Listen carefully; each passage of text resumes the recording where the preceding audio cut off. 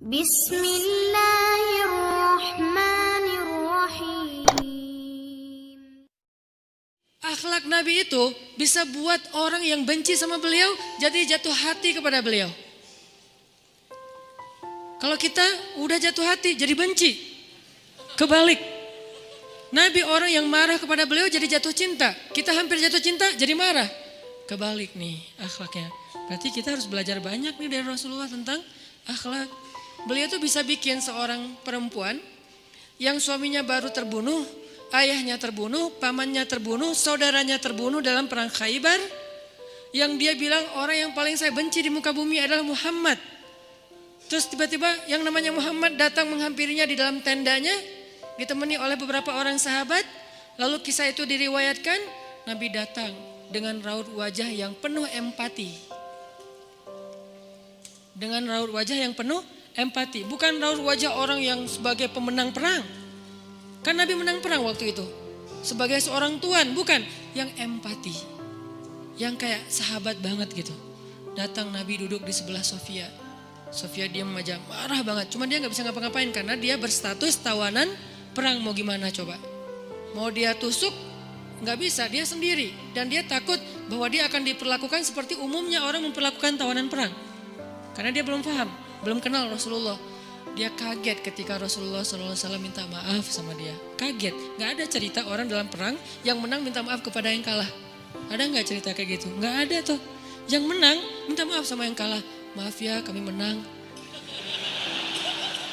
Jangankan perang, sepak bola aja susah nyari yang kayak gitu kan ya. Ini akhlak nih untuk kita teman-teman di Bandung dengan Persibnya. Nanti di Jakarta dengan apa Jakarta teh? Persijanya. Nanti yang menang siapapun yang tanding, maaf ya menang. Dari mana lo akhlak kayak gitu? Rasulullah. Karena yang itu lebih serius loh daripada bola. Bola kan cuma permainan, entertain, olahraga kan. Gak seserius perang. Perang itu serius. Kalah itu meninggal artinya terbunuh. Kalau kita kalah paling ya kurangnya apa? Nggak dapat skor gitu, nggak dapat poin. Kalau itu kalah terbunuh. Nabi datang minta maaf dengan ekspresi empati yang tinggi, yang dalam. Nabi itu kayak ngerasain banget perasaan Sofia. Minta maaf, menjelaskan. Sofia, maaf ya, aku ikut turut berduka atas wafatnya ayahmu, suamimu. Sofia marah banget. Terus Nabi menjelaskan apa yang terjadi. Aku tuh udah ngasih kesempatan agar kita gak usah berperang. Tapi mereka terus menyerang. Maaf ya, ngejelasin lagi. Maaf ya, ngejelasin lagi. Berjam-jam. Seolah-olah Nabi yang minta pengampunan kepada Sofia. Seolah-olah Nabi itu tawanan perang. Minta maaf, menjelaskan kejadiannya. Minta maaf, menjelaskan. Terus kayak gitu dengan ekspresi serius. Dan kelihatan banget lah. Ucapan dan ekspresi orang yang jujur kan kelihatan ya. Jujur bahwa beliau tuh empati banget. Bahwa beliau juga berduka. Terus sampai Sofia dari yang tadinya lihat ke bawah nunduk marah. Lama-lama ngelihat ke arah Rasul. Ngelihat ekspresi Rasul serius banget, malah dia jadi kasihan. Sampai akhirnya dia jatuh cinta kepada Rasulullah SAW. Kata Sofia, ketika Rasulullah SAW datang kepada saya, waktu itu dia adalah orang yang paling saya benci di muka bumi. Tapi dia terus meminta maaf dan menjelaskan.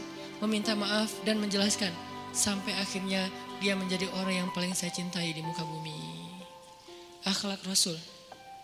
Rasulullah gak mengatakan Allah berfirman wahai Sofia. Enggak, belum ke sana. Akhlak dulu, baru nanti ajarin. Tarbiyah namanya kan ya.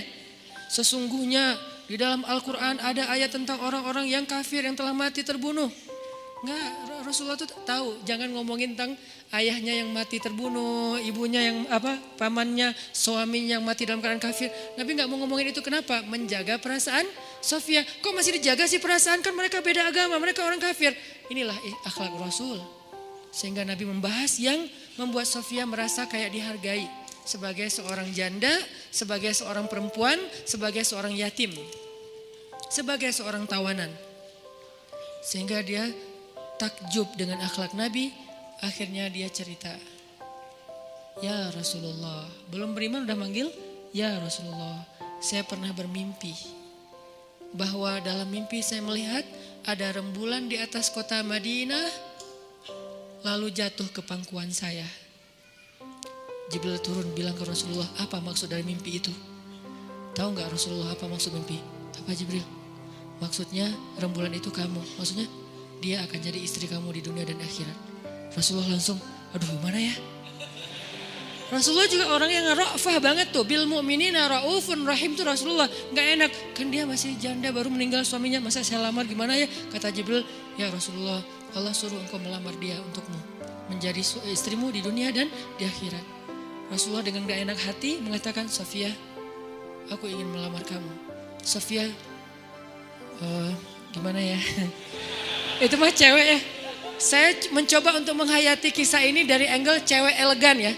Bukan cewek biasa, oh boleh gak apa-apa sih. Gue sih, enggak. Cewek elegan. Cewek elegan, cewek terhormat, cewek yang soleha walaupun belum beriman. Pasti dia gak akan bilang, Alhamdulillah Masya Allah. A-nya panjang gitu kan ya. Terus pakai emoticon berderai-derai. Enggak. Dia terhormat. Dia akhirnya saya terserah gimana baiknya aja. Menikahlah Nabi dengan Safiyah. Modalnya apa? Akhlak. Bukan mahar yang besar. Bukan akun sosial media followersnya paling banyak. Bukan eksistensi. Bukan gaya-gayaan. Bukan datang bawa mobil mewah. Datang bawa akhlak. Ini kayaknya modal kita belajar juga nih gimana cara ngelamar calon istri, akhlak.